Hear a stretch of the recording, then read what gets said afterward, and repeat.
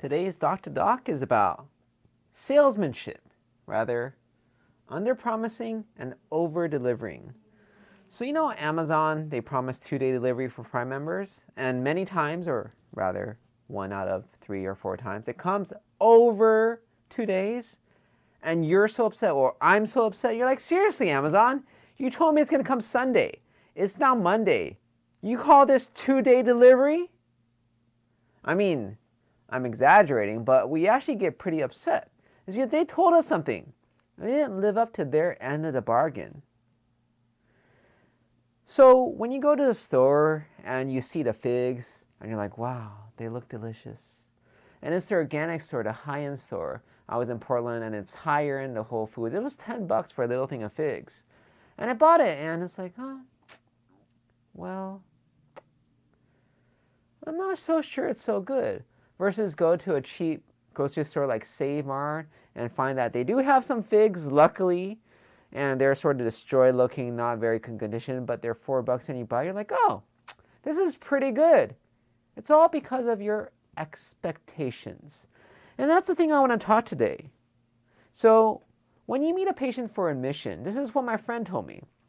He said, you got to always tell them, oh, you know, ma'am, you're pretty ill. I'm not really sure you're going to make it out of this, but don't worry. I'm going to be here together with you this whole time.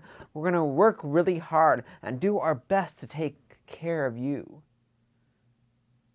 So I don't do that exactly, but I think the idea is, first of all, I don't say stuff like, yeah, I'm going to make you better. Yeah, it's no big deal. Why? We all know that pride comes before the fall, and doctors really don't have control over the outcome.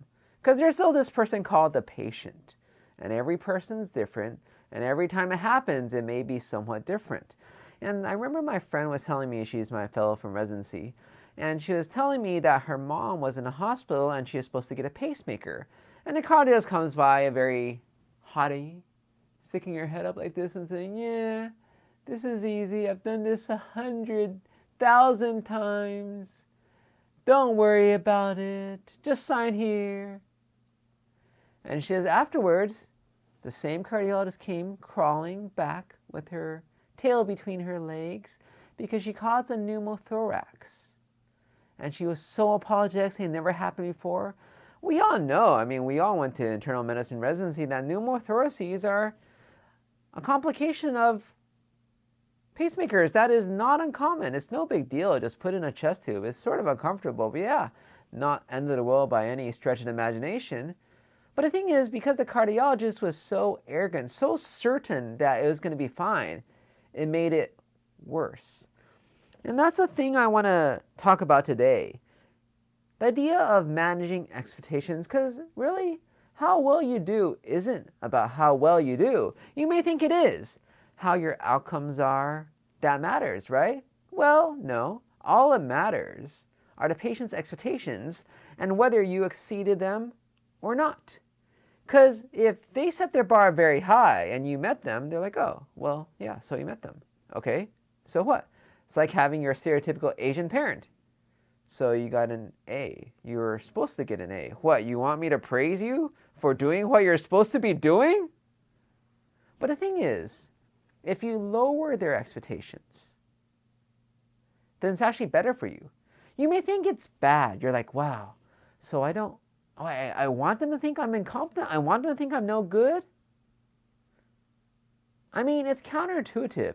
I don't think my patients think I'm a bad doctor. I think they trust me. But it's just the way I approach them. I'm not going to be confident saying I'm going to cure them. I'm not going to be confident saying this is going to go well. Because it may not go well. And seriously, think about it.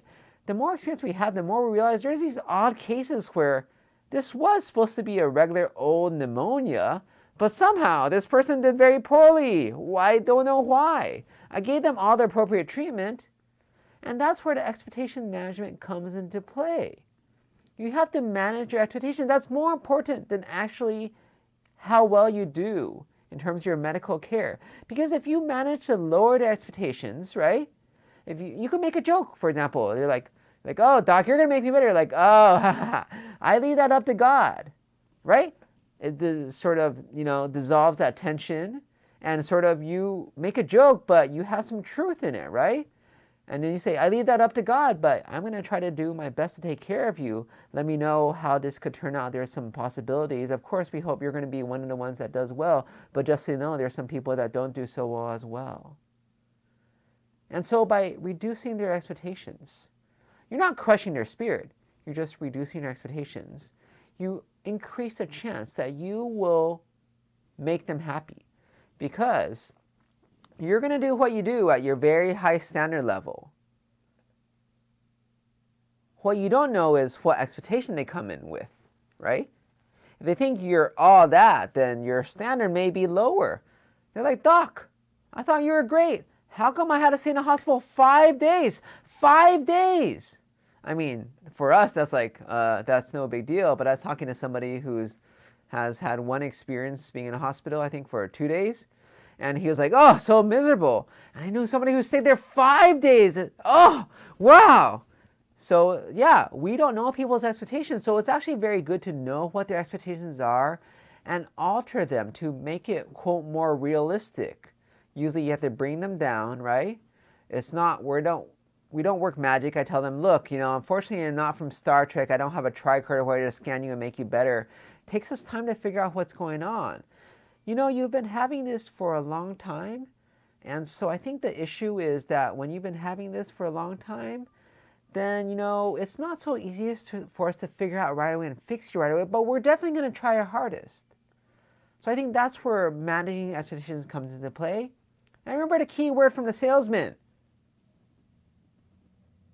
Underpromise, overdeliver.